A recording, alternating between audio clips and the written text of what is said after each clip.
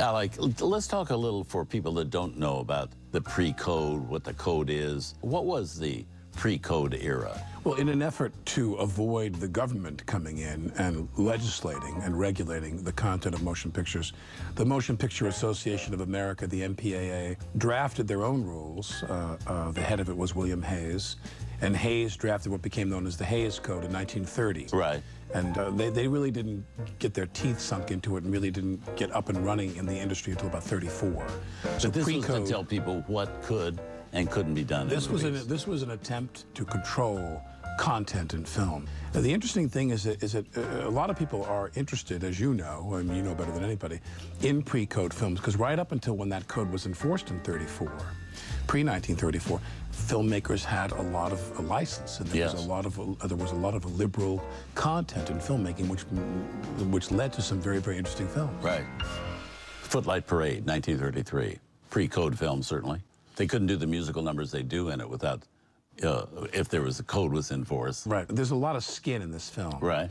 And I'm assuming that back then that was really the #1 prohibition back then, was not just morality, people doing bad things and or behaving in a sexualized way, in an amoral way. The actual visual of seeing nearly nude women on film was something that the Hayes Code really wanted to address. Yeah, and also audiences wanted to see it. You know, these were shown in every little cow town across and you could the see country. them again and again. Oh my God, farm boys could go to this movie and see these scantily clad girls and stuff. That didn't make their parents too happy, and the parents were among the people trying to get censorship going in, you know, so that they weren't having risque movies like this around. But no, people loved that. You could see the movie twice in one day if you wanted. Oh, sure. You could sit through it, you know. You didn't have to go out and buy another ticket. You sat right through 3 or 4 times. Exactly. So, I mean, that's why movies were so popular. They were showing people things they never got to see before.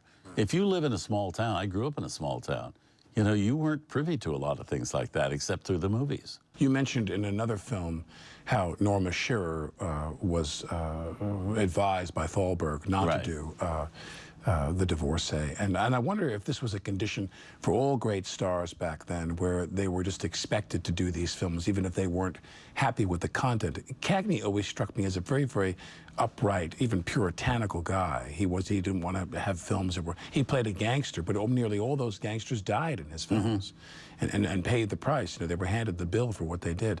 And I'm wondering if back then, during this pre-code period, if a lot of stars sat there and they read these scripts and said, well, they kind of held their nose and did it anyway. Well, I think most of them did.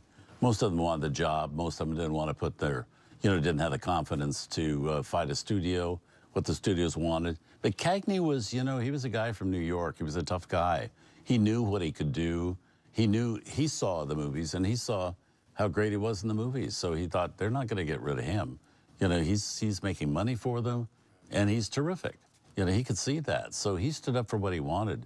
He was always fighting the studio, always on suspension, as Betty Davis later was at Warner Brothers, you know, not doing what they didn't want to do. But the studio didn't care. They just wanted to do 3 Cagney films a year, get his name on the marquee and get people to come in. They'll come and buy a ticket. Right. Well, let's see the movie. Here it is from Warner Brothers in 1933, Footlight Parade.